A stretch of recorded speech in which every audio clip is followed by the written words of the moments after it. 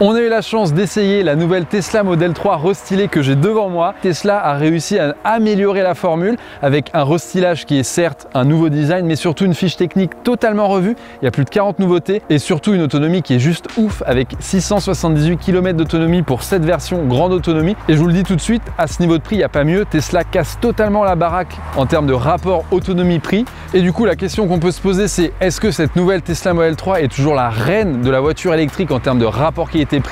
Je vais vous spoiler un peu la réponse, c'est en gros oui, mais ça va pas durer et je vous explique après pourquoi. Hop, pas trop vite, avant ça, j'ai un partenaire à vous présenter. Puisque nous parlons de voitures électriques, je vous présente notre sponsor Ulysse. Vous connaissez certainement le badge de télépéage Ulysse, et ben sachez qu'il existe un pass de recharge Ulysse pour les voitures électriques. Et justement, il est en promotion en ce moment. Je vous explique tout en fin de vidéo. Allez, à toi Vincent. Tout va bien. Ça va Vincent? Ouais. Alors on démarre la découverte de ces 40 nouveautés. Alors je vais pas toutes vous les lister, on a un article sur Android pour ça et je vous invite à le lire. Mais en tout cas on va lister les principales nouveautés de cette nouvelle Tesla Model 3 restylée. Souvent on l'appelle projet Highland. Tesla, il l'appelle la Tesla Model 3 améliorée. En tout cas, ce qu'on peut voir à l'avant, c'est que sa tronche a vraiment totalement changé. On peut voir une nouvelle face avant avec des nouveaux optiques, un nouveau pare-choc. La voiture semble un peu plus affinée, un peu plus sportive. Elle est moins arrondie, elle est un petit peu plus angulaire. Personnellement, c'est très subjectif, mais je trouve que ça lui va à ravir et que c'est un petit peu mieux que sur l'ancienne. Ça rajoute un peu de nouveauté en fait. Et ce changement de design s'accompagne d'un capot qui est plus aérodynamique et la voiture en elle-même a une forme plus aérodynamique, ce qui permet d'avoir une autonomie qui augmente d'environ 12% alors que les batteries n'ont pas été revues à la hausse, c'est la même capacité. On a toujours deux options de jantes, ici on a l'option payante 19 pouces donc qui sont un petit peu plus jolies et sinon avec les jantes de base 18 pouces on a plus d'autonomie, ici on peut avoir jusqu'à 678 km d'autonomie puisqu'on a la version grande autonomie avec la grosse batterie, les deux moteurs et beaucoup de puissance. Et sur le côté on peut avoir l'impression qu'il n'y a pas beaucoup de changements, alors oui en termes de design c'est la même chose, mais par contre Tesla nous met désormais du double vitrage partout, y compris sur les vitres arrière et sur le toit, alors qu'auparavant c'était uniquement sur les vitres avant. Et moi j'ai l'habitude de rouler en Tesla Model 3, vraiment une ancienne version. Je peux vous dire qu'à l'intérieur on sent qu'il y a moins de bruit de vent et moins de bruit de roulement, donc en fait c'est un peu plus silencieux et notamment quand on commence à rouler à 80, 90, 100 ou même sur autoroute, c'est plus agréable, c'est plus confortable. Et à l'arrière, je pense que vous allez le remarquer directement, le plus gros changement c'est les optiques, donc les phares qui ont été totalement redessinés. On voit que ça garde un petit peu la forme emblématique, mais on a coupé une grosse partie et moi je trouve que c'est beaucoup plus fin et du coup beaucoup plus joli, moi je préfère en tout cas. On a le logo Tesla qui est désormais écrit en toutes lettres, alors oui c'est un petit détail, je vous l'accorde, et on a le diffuseur en dessous qui a été un petit peu redessiné et encore une fois en fait ça nous fait une voiture qui semble plus sportive, un peu plus fine et un peu plus dynamique, je dirais un petit peu plus dans l'air du temps. L'ancienne Tesla Model 3 était l'une des voitures électriques avec le plus grand coffre, surtout pour une berline de cette taille. Eh bien ça ne change pas ici, ou plutôt si, et ça évolue dans le bon sens, on a 30 à 40 litres de plus, puisque le caisson de basse a été modifié. Et je vous laisse regarder par vous-même, puisque la contenance du coffre est vraiment très élevée. On peut mettre beaucoup de bagages, et surtout, on a un sous-coffre d'une 60aine de litres, où on peut mettre, alors soit en effet les câbles de recharge, comme c'est le cas ici, ou même des sacs à dos, des valises, enfin vraiment on peut mettre beaucoup de choses. Et surtout, que vous n'avez pas encore vu, c'est qu'à l'avant, on a un coffre, donc ce qu'on appelle un frunk. Alors j'ouvre le coffre avant avec la télécommande qu'il y a sur mon smartphone. Et comme vous pouvez le voir, on va rajouter ici des petits sacs à dos, même une petite valise. C'est pas mal, ça peut vraiment dépanner. Allez, on passe maintenant à l'intérieur et on va découvrir les nouveautés qui sont beaucoup plus nombreuses qu'à l'extérieur.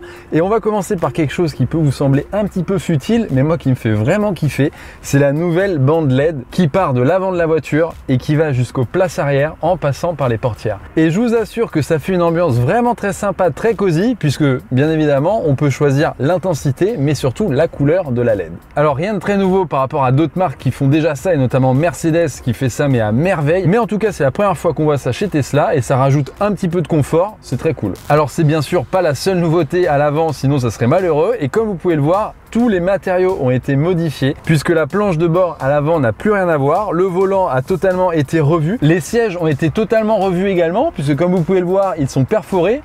En fait, ils sont ventilés. La perforation permet de faire passer de l'air frais en été pour éviter d'avoir chaud aux fesses et au dos. Les matériaux utilisés sont un petit peu plus nobles, notamment on n'a pas de plastique dur, il y a un petit peu de mousse, donc c'est un petit peu mou, c'est assez agréable et ça nous fait un petit peu penser à des conceptions allemandes type Mercedes, Audi, BM, mais on n'est pas non plus dans ce niveau de premium, mais en tout cas ça s'en rapproche. Au niveau du volant, comme vous pouvez le voir derrière, il n'y a pas de manette, il n'y a pas de commodo, il n'y a pas les clignotants, il n'y a pas les appels de phare, il n'y a pas les essuie-glaces. Tout a été intégré sur le volant avec des nouveaux boutons et ça vous allez le voir après, je vais vous donner mon avis, mais pour les clignotants, je suis pas encore certain que c'était une très bonne idée. Mais en tout cas, comme vous pouvez le voir, ça fait très simple, très simpliste, trop pour certains peut-être. Et notamment, on n'a toujours pas d'écran devant le volant, on n'a pas de combiné d'instrumentation. Alors on a toujours cet énorme écran de 15 pouces. Alors bon, il est peut-être moins énorme parce qu'on s'y habitue maintenant. On a 17 pouces dans la Model S, la Model X, et il y a d'autres voitures comme les Mercedes qui ont des écrans encore plus grands. Mais en tout cas, lui, il n'a pas trop évolué, alors très légèrement, mais c'est le seul écran de la voiture, ou presque, puisqu'il y a un deuxième écran à l'arrière. Me voilà installé aux places arrière pour découvrir notamment cet écran de 8 pouces. Alors voilà, on pense aux enfants, hein, clairement, à l'arrière, avec cet écran qui permet de régler la ventilation aux places arrière, les sièges chauffants. On peut même, comble du luxe, on serait dans un VTC, avancer ou reculer le siège avant, passager, pour avoir plus de place aux jambes. Ensuite, on peut gérer la musique, on ne peut pas faire de recherche, on peut juste mettre play, pause, suivant, etc. Mais surtout, le plus intéressant, c'est qu'on a Netflix, YouTube, Disney+, Twitch, donc on peut regarder des films pendant la conduite. Donc devant, il y a les parents qui discutent, qui conduisent, et à l'arrière, les enfants, on peut leur lancer un petit film, une petite vidéo YouTube. Pour l'instant, le son sort des haut-parleurs arrière et coupe la musique à l'avant, mais Tesla nous dit déjà qu'il y aura sûrement une mise à jour logicielle à venir pour pouvoir connecter un casque Bluetooth pour que les enfants puissent écouter leurs vidéos pendant que à l'avant on écoute de la musique ou pas de musique, enfin voilà. Bon, j'ai un avis assez partagé sur cet écran. D'un côté, je trouve ça vraiment cool, ça permet peut-être d'occuper les enfants à l'arrière pendant des longs trajets. D'un autre côté, je trouve que la position elle est quand même assez basse, donc peut-être ça peut faire mal au cou pendant des longues heures de conduite et donc de vidéo. Et surtout, est-ce qu'on avait besoin de mettre un écran de 8 pouces à l'arrière qui rend plus complexe la conception de la voiture et sa production? Est-ce qu'on n'aurait pas préféré avoir un combiné d'instrumentation à l'avant pour afficher la vitesse, le GPS, les indications, etc. pour éviter de devoir tourner la tête quand on conduit? Ou même, peut-être encore mieux, un affichage tête haute, un HUD, qui permet vraiment d'afficher les informations sur la route en surimpression. Moi perso, je pense que j'aurais préféré ça, mais bon, après c'est des histoires de goût et on imagine que la Tesla Model 3 restylée et la future Model Y, elle est pensée pour le monde entier et on imagine que fortement dans certains pays, notamment la Chine, en Asie et aussi aux États-Unis, peut-être ils sont plus friands des infodivertissements à l'arrière pour occuper les enfants, peut-être. En tout cas, c'est pas la seule nouveauté à l'arrière puisque comme vous pouvez le voir, les sièges ont également changé. Alors ils sont perforés, mais ici c'est plus pour avoir une homogénéité avec les sièges avant. Ils sont pas ventilés, ils sont simplement chauffants comme sur l'ancienne Tesla Model 3. En revanche, la nouveauté ici, c'est l'accoudoir qui est beaucoup plus grand que sur l'ancienne et où on peut mettre 2 porte-gobelets. Voilà, bon, pourquoi pas. Et petite nouveauté toujours bonne à prendre, les 2 ports USB qu'il y a à l'arrière permettent de monter à 65 watts de puissance de charge, ce qui veut dire qu'on peut alimenter un ordinateur portable ou même les consoles portables. Et c'est pas mal parce que ça ne se limite pas juste à recharger un smartphone. Vous pouvez utiliser votre petit Mac pour faire de la retouche photo, du montage vidéo, surfer sur internet à l'arrière de la Tesla et ça c'est plutôt cool. Et avant de prendre le volant, je voulais vous parler d'un petit point qui moi m'a un petit peu déçu quand même sur cette nouvelle Tesla Model 3.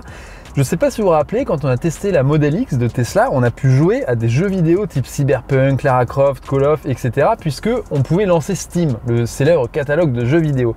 Malheureusement, sur cette Tesla Model 3, on n'a pas cette possibilité. Alors ok, on a des jeux, mais je vais vous montrer tout de suite, c'est pas les jeux auxquels vous pensez. On a un petit catalogue d'une vingtaine de jeux, avec des jeux vraiment très simples, genre le Sudoku, le solitaire, etc. Mais on a aussi Fallout Shelter, et un jeu moi que j'aime beaucoup, c'est Beach Buggy Racing.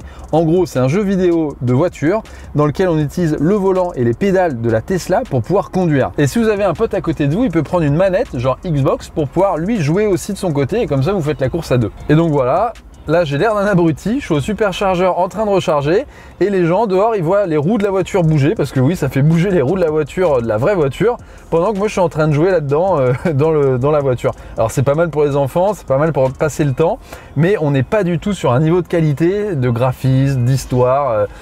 qu'on peut avoir sur la Model X et la Model S avec le catalogue de Steam. Et ça, c'est dommage que Tesla n'ait pas profité de ce lancement de la nouvelle Model 3 pour mettre plus de puissance dans l'ordinateur de bord et pouvoir proposer vraiment une console de jeu. Ici, comme vous pouvez le voir, on est vraiment sur du jeu mobile, ce que vous pourriez avoir sur votre smartphone par exemple.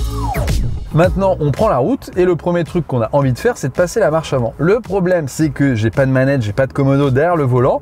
Du coup, Tesla nous a tout mis sur l'écran. C'est-à-dire que si je veux passer en marche avant, je prends la petite voiture ici et je l'envoie vers l'avant. Marche arrière, je fais la même chose mais vers l'arrière. Et on a un mode actuellement bêta. Donc quand j'appuie sur le frein, la voiture décide d'elle-même si je dois avancer ou reculer. Par exemple, là, on a une barrière derrière nous. Bah, elle va se dire, ok, en fait, il veut avancer pour pas se prendre la barrière et pour sortir du parking. Donc c'est un mode bêta, ça fonctionne plutôt assez bien. Là, il me propose de sortir en marche avant. Tout à l'heure, on était garé sur un parking, c'était l'inverse, il nous a proposé de sortir en marche arrière. Et si ça vous convient pas, vous pouvez changer la manière de faire, vous pouvez désactiver la fonction ou même vous pouvez dire non, moi je veux aller quand même en marche arrière pour me rapprocher de la barrière et vous le faites sur l'écran. Si jamais il n'y a plus de jus, il n'y a plus d'écran, heureusement Tesla a pensé à quelque chose, c'est qu'on appuie sur les boutons ici, voilà, qui s'éclairent et là on peut passer en parking, marche arrière, reverse, neutre et marche avant et on a les feux de détresse au milieu. Et après, je vous jure, on va partir. Regardez-moi cet écran devant. Là, vous voyez les petites barres jaunes là. En fait, ça me dit s'il y a quelqu'un devant moi. Et le problème, c'est que, regardez, ici, ça me dit quoi? Ça me dit pas grand-chose. On a l'impression qu'il y a un obstacle, un fantôme devant moi qui fait que d'apparaître, de disparaître. Regardez les lignes sur le côté, les m'annoncent 70 cm, c'est la distance avec l'obstacle de devant, mais sauf que devant, il n'y a rien. Devant, il y a la route dans 20 mètres peut-être, quelque chose comme ça. Et ça, malheureusement, c'est une décision qu'a pris Tesla en 2022, en fin d'année 2022, c'est de retirer les capteurs à ultrasons de ces nouvelles voitures. Donc c'était le cas sur l'ancienne Tesla Model 3. Et malheureusement, sans capteur ultrason, on voit que c'est beaucoup moins précis parce qu'en fait, c'est la caméra qui est positionnée dans le pare-brise qui va essayer de voir si devant il y a des obstacles. Mais le problème, c'est qu'il y a un angle mort entre la caméra du pare-brise et imaginez, il y a un tout petit enfant qui est devant votre pare-choc. Vous ne l'avez pas avec vos yeux, la caméra ne le voit pas. Et malheureusement, les capteurs ultrasons auraient pu les voir. Là, personne ne les voit. Donc ça, c'est une régression, mais c'est pas une régression par rapport à l'ancienne Tesla Model 3. C'est une régression par rapport à vraiment la très très vieille Tesla Model 3 qui n'est plus en vente depuis déjà au moins un an. Et lorsque Tesla a annoncé sa nouvelle Tesla Model 3 améliorée, on a vu sur les vidéos de présentation une petite caméra cachée dans le pare-choc à l'avant. On s'est dit, mais trop bien, c'est ce qui manquait justement pour pouvoir voir des obstacles. Eh bien, figurez-vous que tous les médias dont on fait partie ont fait un article en mode « Ah, regardez, trop bien, la nouvelle caméra ». Le lendemain, ils ont modifié les vidéos 3D de présentation et ils ont enlevé la caméra. Alors, qu'est-ce qui se passe? Là, en effet, sur notre version DC, il n'y a pas de caméra. Est-ce qu'elle arrivera dans les prochains mois? Peut-être, mais en tout cas, elle n'y est pas et ça, c'est vraiment dommage. Allez, trêve de blabla, on va voir ce qu'il y a dans le ventre. Alors le premier truc qui choque quand on vient d'une ancienne Tesla Model 3, c'est le silence à bord. Puisque comme je vous l'ai dit, il y a du double vitrage partout et l'insonorisation, ça a vraiment été un sujet que les ingénieurs de Tesla ont travaillé pour cette nouvelle Model 3. Et franchement, c'est bluffant. Alors on n'a pas de sonomètre, mais on a des confrères, notamment anglais, qui ont testé l'ancienne et la nouvelle version. Et on a 3 à 4 décibels en moins. Alors certes, ça paraît pas beaucoup, mais en réalité, je peux vous assurer que c'est vraiment plus confortable pour l'oreille et vraiment plus silencieux. Alors l'autre point qui a été vraiment amélioré, c'est le confort. Et alors le confort, ça passe par deux choses, c'est des nouveaux sièges, un petit peu plus confortables, mais bon, on n'est pas non plus dans une Mercedes par exemple. Et l'autre point, c'est les suspensions qui ont été revues pour être plus souples, parce que c'est vrai que la Tesla Model 3, alors on va pas dire qu'elle est tape-cul, genre comme une Mini en mode un kart, mais franchement c'est pas loin. C'est vraiment une voiture assez dure, assez typée sport. Et là on sent que c'est un petit peu plus souple. Alors pas autant qu'une Model Y par exemple, qui est encore un peu plus souple. Mais en tout cas, notamment sur les dos d'âne en ville, on sent une petite amélioration. Et encore une fois, c'est toujours bon à prendre, notamment pour les lombaires. Si vous avez un peu mal au dos, c'est mieux. Alors on rentre en ville. Et la ville, c'est pas le terrain de prédilection de la Tesla Model 3 pour deux raisons principales. La première, c'est son rayon de braquage. Donc, c'est-à-dire si vous voulez faire demi-tour dans une rue, c'est pas ouf, vraiment. On a l'impression d'avoir une voiture plus longue qu'elle ne l'est. Elle est pas si longue, mais c'est vrai que c'est une grande berline. Mais c'est pas le meilleur rayon de braquage qu'on ait connu dans le domaine automobile. Et ça, c'était déjà le cas sur l'ancienne. Il n'y a pas de progrès de ce côté-là, malheureusement. Et l'autre point faible de cette nouvelle Tesla Model 3, comme l'ancienne d'ailleurs, c'est pour se garer. Alors ok, on peut se garer assez facilement avec la caméra, il n'y a pas de problème, mais comme je vous l'ai dit tout à l'heure, on n'a plus les capteurs ultrasons. Et donc du coup, quand on veut faire un créneau, déjà c'est un peu compliqué parce que ok, on peut voir avec la caméra, mais on n'a plus ces repères, notamment à l'avant. Le pare-choc il est long, hein. Le pare-choc c'est un paquebot un peu, donc on peut un peu frotter si on s'approche un peu trop des obstacles. Et l'autre carotte de Tesla, c'est que depuis le retrait des capteurs à ultrasons, on n'a plus le parking automatique. C'est-à-dire qu'avant on pouvait demander à la voiture, allez fais-nous un créneau, un rangement bataille, etc.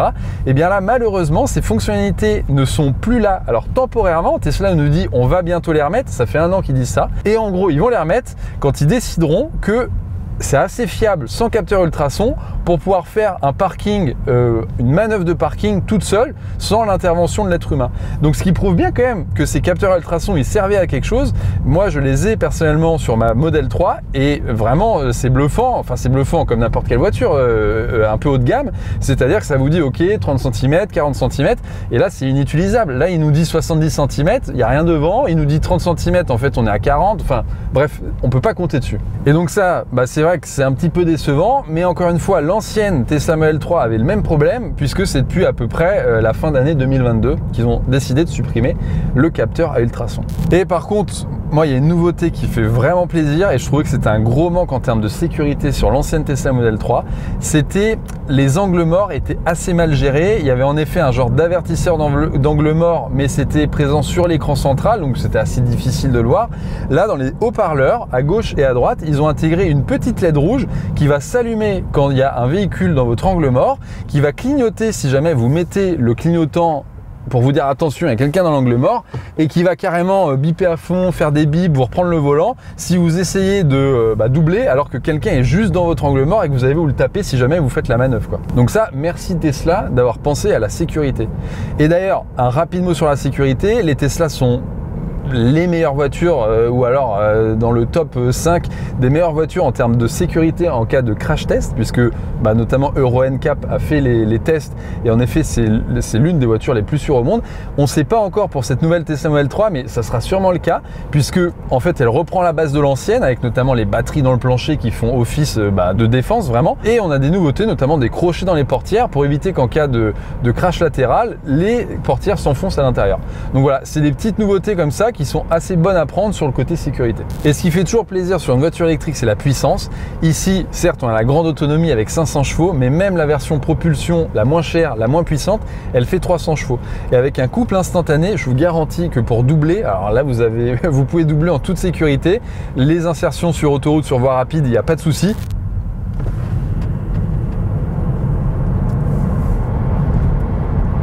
C'est vraiment cool. C'est même peut-être trop parfois.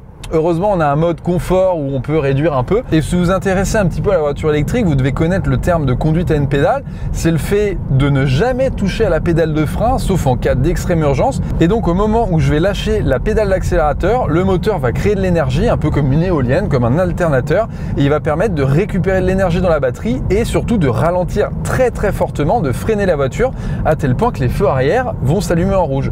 Et si jamais j'ai vraiment besoin d'un freinage d'urgence, je peux en plus appuyer sur la pédale de frein pour que là les disques, les plaquettes de frein viennent pincer les disques en plus de ce freinage régénératif. Donc c'est vrai que ça freine ultra bien. Et en termes de consommation, Tesla fait très fort puisqu'ils n'ont pas changé les moteurs, ils n'ont pas changé les batteries, ils ont juste changé l'aérodynamisme de la voiture ainsi que les jantes, et ils réussissent à abaisser la consommation de la voiture qui était déjà l'une des voitures électriques les plus efficientes. À titre de comparaison, ça consomme un tout petit peu plus qu'une Volkswagen e-Up, et la Volkswagen e-Up c'est un pot de yaourt qui fait 1 tonne 2, qui accélère à 130 km/h, déjà vous avez l'impression d'être à 200, ça vibre de partout. Ici c'est une berline qui fait 1 tonne 8, enfin ça n'a rien à voir. Et vraiment, Tesla c'est les rois de l'efficience et de la consommation, et ils le prouvent encore avec cette nouvelle Tesla Model 3. Il faut savoir que l'autonomie est vraiment très élevée, puisque là sur la version qu'on teste, la grande autonomie, elle peut atteindre 678 km avec les petites jantes de 18 pouces qui sont aérodynamiques, et sur la version propulsion la plus abordable, ça grimpe quand même à 550 km, alors que sur l'ancienne version on était plutôt autour de 500. Donc rien qu'en changeant la forme de la voiture et les jantes, on parvient à gagner quand même, en gros c'est à peu près 10% d'autonomie. Alors là regardez bien le GPS, on approche de ce que je redoute, un rond-point. Et non pas que je n'aime pas les ronds-points, non, j'aime bien les ronds-points, ça va. Mais j'avoue que j'ai une certaine appréhension avec cette nouvelle Tesla Model 3 puisque les clignotants sont sur le volant. Et comme vous pouvez le voir, c'est pas un commodo qui est fixe. Là, quand le volant va bouger, mes clignotants vont bouger. Et du coup, si le volant est à l'envers, le clignotant droit va se retrouver à la place du clignotant gauche. Hop, on rentre dans le rond-point. Alors, il est parti le clignotant, je le remets. Alors, sur les ronds-points assez larges comme ça, ça va.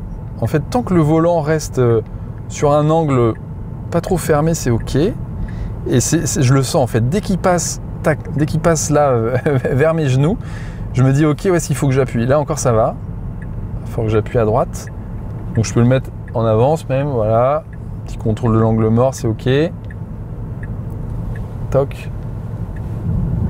Alors, en vrai, pourquoi pas? Tout à l'heure, on a eu un petit rond-point, alors on l'a pas filmé, mais on a eu, vous savez, des tout petits ronds-points où vraiment il faut braquer beaucoup. Et en gros, c'est quand on braque beaucoup, on ne sait plus trop dans quel sens on est. Alors à voir, hein. Je laisse le bénéfice du doute à Tesla qui nous dit « vous inquiétez pas, on s'y habitue ». Mais moi, ce que j'aimerais comprendre, c'est à quel problème veut répondre Tesla en enlevant les commodos des clignotants. Alors est-ce que ça coûte moins cher? Peut-être, hein, y a moins de casse ou je sais pas, c'est un élément en moins à intégrer à la production, il est déjà dans le volant, peut-être. Bon, ça coûte combien d'économie? Pas grand-chose, je pense. Bon, j'aurais préféré des commodos. Alors, je vous ai parlé d'autonomie, maintenant je vais vous parler de recharge, puisque comme vous pouvez le voir, on est sur un Tesla superchargeur, donc des bornes ultra rapides qui permettent de récupérer pour cette nouvelle Tesla Model 3 à peu près 300 km d'autonomie en 15 minutes. Alors, on n'est pas au niveau de la concurrence encore, puisque en gros ici, le 10 à 80%, on va le faire entre 25 et 30 minutes à peu près, même s'il y a une nouvelle version de la Model Y qui fait encore mieux avec 20 minutes. Mais en gros, l'état de l'art actuellement, ça se passe en Chine et en 10 minutes, on peut récupérer de 10 à 80%, donc en gros, faire un plein quasi complet. Ici, chez Tesla, on a quand même assez bien avancé puisqu'il y a certains constructeurs qui font quand même moins bien, 30, 35, 40 minutes, notamment BYD, c'est plutôt autour de 40-45 minutes. Donc ici, on est plutôt dans la bonne moyenne, la moyenne haute, mais on pourrait quand même faire un petit effort et notamment passer sur l'architecture 800 volts dont on a beaucoup parlé sur Frandroid. Alors la grande question que vous devez sûrement vous poser, c'est est-ce qu'il faut acheter cette nouvelle Tesla Model 3 restylée? La réponse elle est très simple, c'est oui. Si vous êtes intéressé par la nouvelle Tesla Model 3, achetez-la maintenant. Et pourquoi? Tout simplement parce qu'elle a actuellement le droit au bonus écologique de 5 000 €, voire 7 000 € selon les revenus. Mais dans quelques mois, d'ici la fin de l'année, elle n'y aura plus le droit du tout. Si vous avez envie de pouvoir l'acheter avec ce gros bonus, cette grosse remise, il faut passer la commande avant fin décembre 2023 et être livré avant le 15 mars 2024. Alors ça c'est assez simple chez Tesla puisque la voiture est livrée sous 4 à 6 semaines actuellement, mais malheureusement elle est fabriquée en Chine. Elle est uniquement fabriquée en Chine pour l'Europe. Il y a une usine aux États-Unis mais ça ne nous concerne pas. Et comme vous le savez peut-être, le futur bonus écologique français veut totalement barrer la route aux voitures électriques chinoises, du moins celles produites en Chine. Et la Tesla Model 3 étant produite en Chine, elle n'aura plus le droit au bonus. L'idée c'est que Tesla n'aura plus le droit au bonus à partir du mois de janvier 2024. Mais ils auront le droit de porter une réclamation auprès de la France pour leur dire écoutez, on fabrique une voiture électrique qui pollue peu dans une usine qui est alimentée peut-être avec des énergies renouvelables, donc on a le droit à une dérogation. Et ça c'est prévu dans le texte de loi, mais le problème c'est que ça peut mettre jusqu'à 7 mois avant que la demande soit analysée, validée. Donc c'est à dire que entre, on va dire, janvier 2024 et à peu près l'été, voire même le mois de septembre 2024, c'est sûr, la Tesla Model 3 n'aura pas le droit au bonus et après, bah ça c'est la grande question, peut-être que oui, peut-être que non et malheureusement on ne peut pas le savoir. Peut-être que Tesla pourra nous dire oui, on est sûr, on va pouvoir faire une demande, elle devrait être acceptée ou peut-être non, on n'aura pas de demande, enfin à voir et c'est un peu compliqué en l'état. Donc c'est pour ça, si vous êtes intéressé par cette voiture, achetez-la maintenant pour bénéficier du bonus, sinon vous allez perdre entre guillemets 5 000 €.